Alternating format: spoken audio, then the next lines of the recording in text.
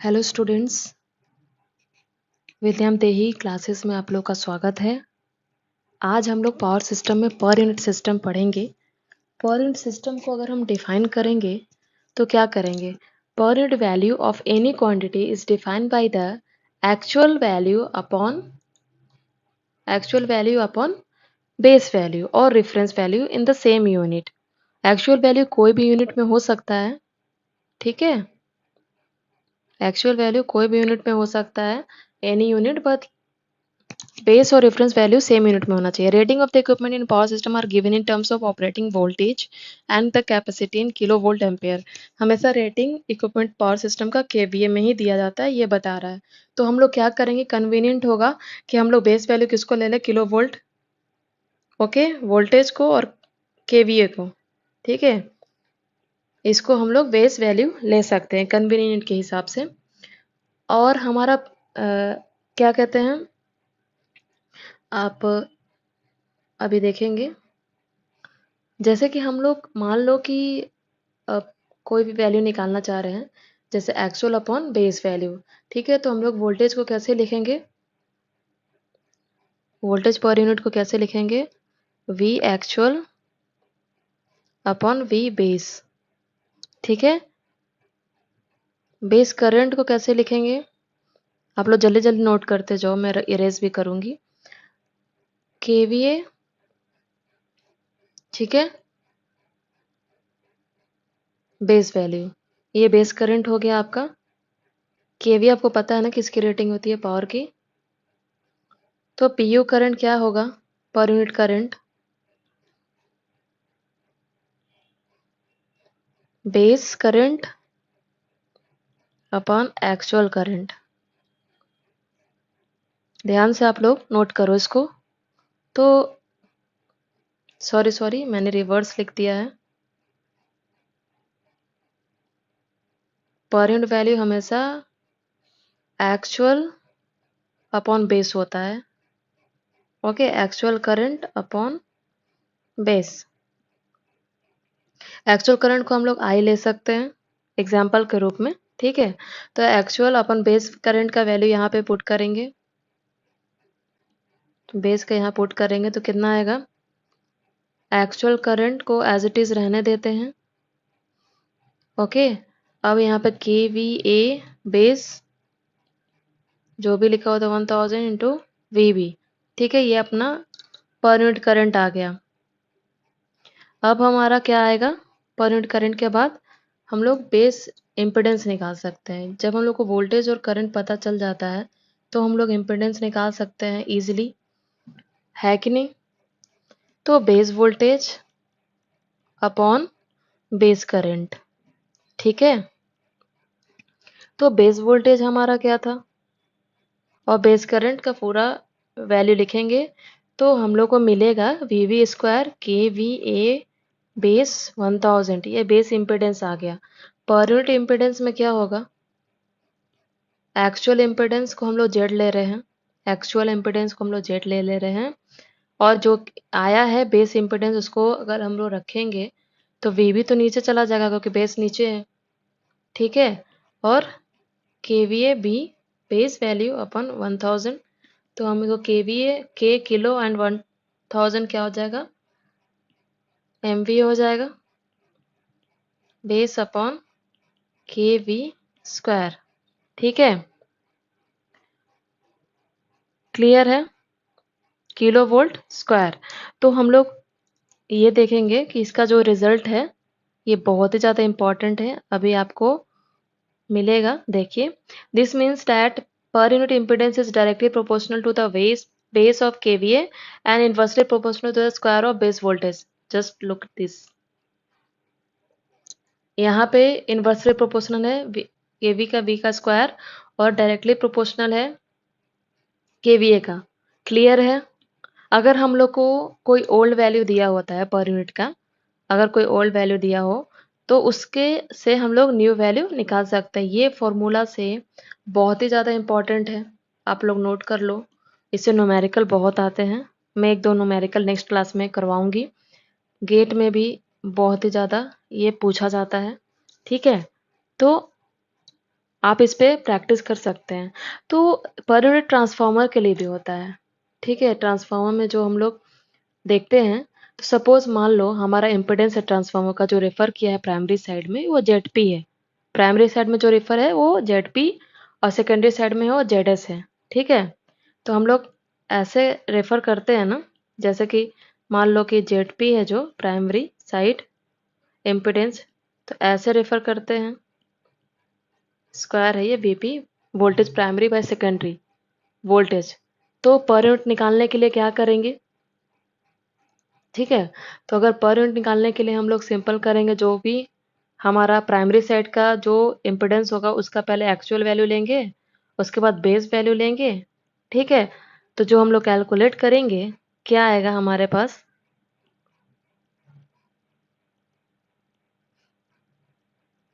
ये V upon I क्या होता है, तो वो हमारा बेस हो गया। और ये जेड पी जो एक्चुअल वैल्यू दिया है प्राइमरी वैल्यू का, तो आई वी पी आई पी ऊपर चला जाएगा, ठीक है। अच्छे से नेक्स्ट पेज में मैं एक बार बता दे रही हूँ।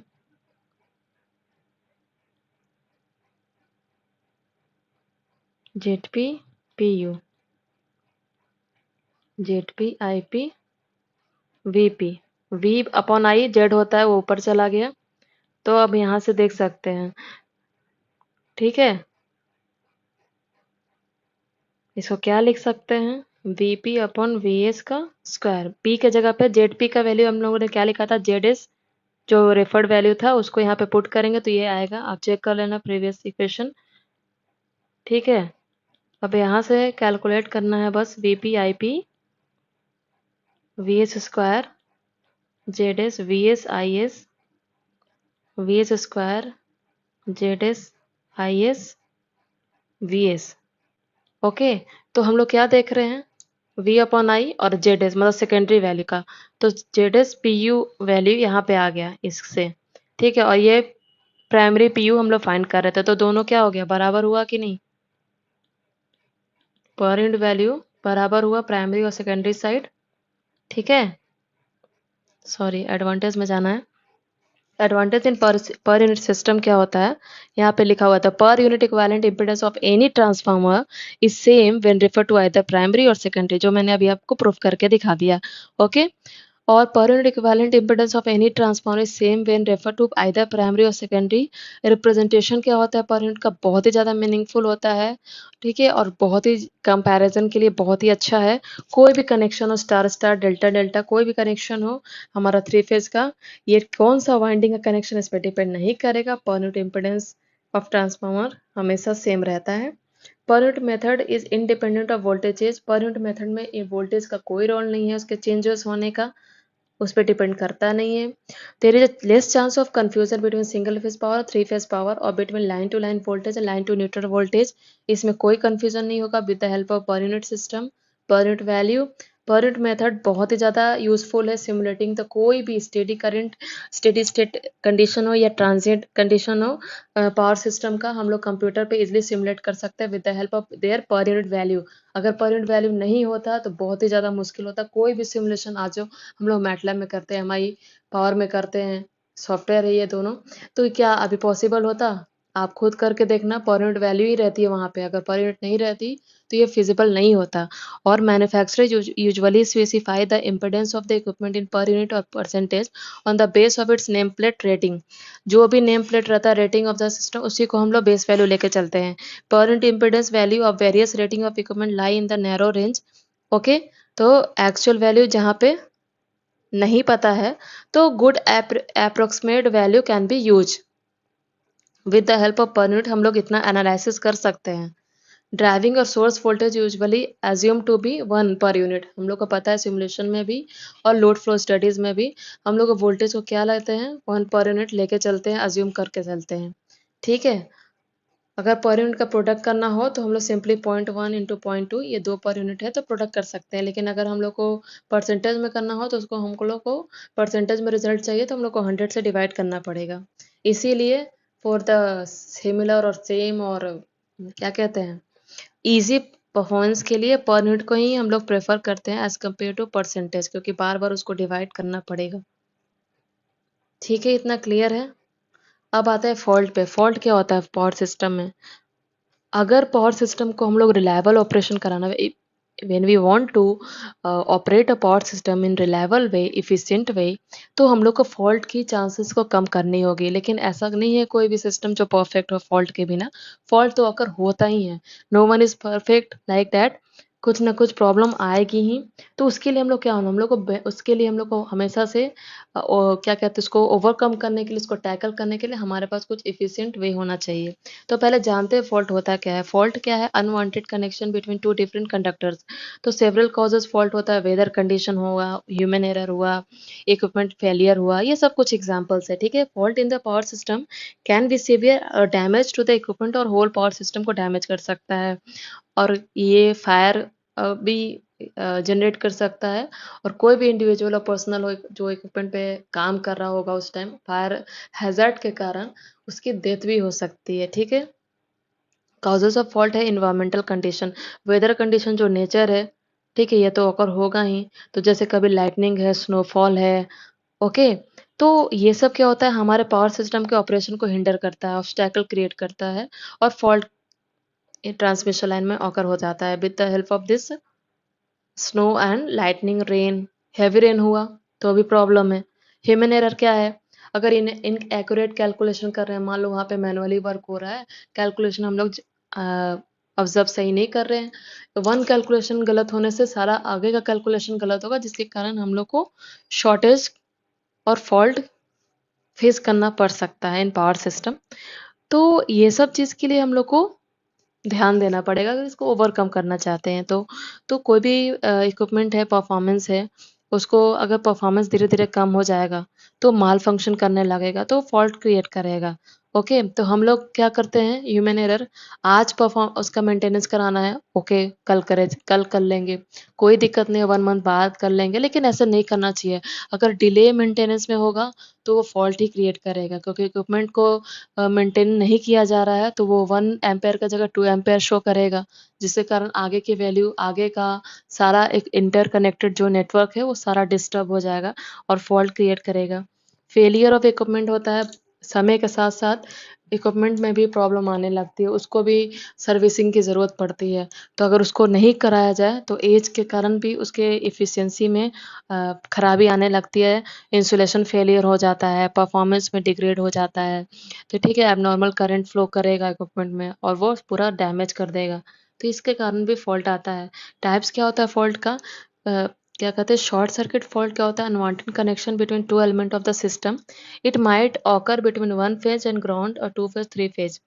ओके, ये डैमेज करते हैं इक्विपमेंट को, लाइंस को और ह्यूमन बीइंग को भी। Fault, other types of fault क्या है? Major fault. मेजर फॉल्ट क्या होता है? Short circuit. Short circuit fault है वो मेजर फॉल्ट है, जो हम इस वीडियो में डिस्कस करेंगे। ओपन सर्किट फॉल्ट और अदर फॉल्ट को हम नहीं डिस्कस कर रहे हैं। ओके, तो हम लोग जानेंगे कि सिमेट्रिकल फॉल्ट क्या होता है। टाइप्स ऑफ फॉल्ट, सिमेट्रिकल और एसिमेट्रिकल। सिमेट्रिकल में फॉल्ट जो थ्री फेज को इक्वली अफेक्ट करता है। ओके, इसको बैलेंस फेज फॉल्ट भी कहते हैं, बैलेंस थ्री फेज फॉल्ट भी कहते हैं। तो क्या करेगा इसमें, जो abnormal current, high magnitude of current flow करेगा, वो मैग्नीट्यूड तो सेम रहेगा, तो लेकिन तीनों फेज का एंगल अलग अलग रहेगा। मैग्नीट्यूड सेम रहेगा, magnitude will be same, but angle अलग अलग रहेगा। 120 डिग्री का शिफ्ट होगा फेज एंगल का। तो ये बैलेंस थ्री फेज फॉल्ट होता है। इसकी होने की चांसेस क्या होती है? 2 to 3% होती है, बहुत ही कम होती है, रेयरली।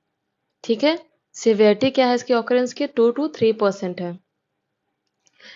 एसिमेट्रिकल फॉल्ट क्या होता है? जो फॉल्ट तीनों फेज को अफेक्ट नहीं करता इक्वली। ओके, बहुत सारे डिफरेंट एसिमेट्रिकल फॉल्ट होते हैं, वन बाय वन हम लोग देखने जा रहे हैं अभी। तो इसमें क्लियर है कि एक साथ तीनों फेज में फॉल्ट नहीं होगा एसिमेट्रिकल में। Phase to phase fault, line to line fault बोलते हैं। तो इसमें phase to phase fault is short circuit that occur between two phase of the system. किसी टू फेज में यहाँ पे फॉल्ट ऑकर हो चुका है। ओके, तो ये कोई हमारा सिस्टम है उसमें फॉल्ट है, इसके होने के चांसेस क्या होती है? 8 to 10% होती है। ठीक है, होने के चांसेस 8 to 10% होती है एल एल फॉल्ट की। अब एल एल जी, ठीक है, double line to ground fault इसको बोलते हैं। तो अब डबल फेज या लाइन जो भी आप बोल सकते हो, phase to phase ground fault take place between any two phase of the system and ground, two phase of the system and ground. ठीक है, इसकी होने की चांसेस क्या हो गए, 10 to 17% हो रही है। आप इसको, बहुत ही ज़्यादा इंपॉर्टेंट है, मैं मार्क कर रही हूँ, आप इसको नोट करो। सिंगल एलजी फॉल्ट बहुत कॉमन है, हर किसी के मुंह से आप सुन सकते हैं कि हाँ एलजी फॉल्ट हो रहा है या एलजी फॉल्ट वहाँ हुआ, मतलब बहुत ही ज़्यादा कॉमन है। 70 to 80% चांस होती है इसकी ऑकर होने की। क्यों इतनी कॉमन है? Because of the result that lighting induce transient high voltage tree branches और फॉलिंग ट्री। ये सब के कारण जो हमारा वेदर कंडीशन है, वो तो नेचर है, वो कभी भी हो सकता है, ट्री फॉल हो सकता है, ट्री ब्रांचेस टूट के गिर सकता है। ठीक है, जो लाइटनिंग होती है उसमें बहुत ही ज़्यादा हाई वोल्टेज होता है, जिसके कारण ये जो फॉल्ट होगा सिंगल फेज और एक ग्राउंड के बीच में ऑकर हो जाता है। ठीक है, ये बहुत ही ज़्यादा कॉमन है। एनर्जी ट्रांसमिशन सिस्टम, ये जो हमारा सिस्टम है, इसमें एक ही फेज के, ठीक है, ग्राउंड फॉल्ट हो रहा है। तो इतना क्लियर है? ओके, आगे कंटिन्यू रखेंगे नेक्स्ट वीडियो में। ठीक है, अभी कोई भी प्रॉब्लम हो, कोई भी डाउट हो, आप कमेंट कर सकते हैं। पावर सिस्टम से related, smart grid, anything from electrical. Okay, thank you, have a great day.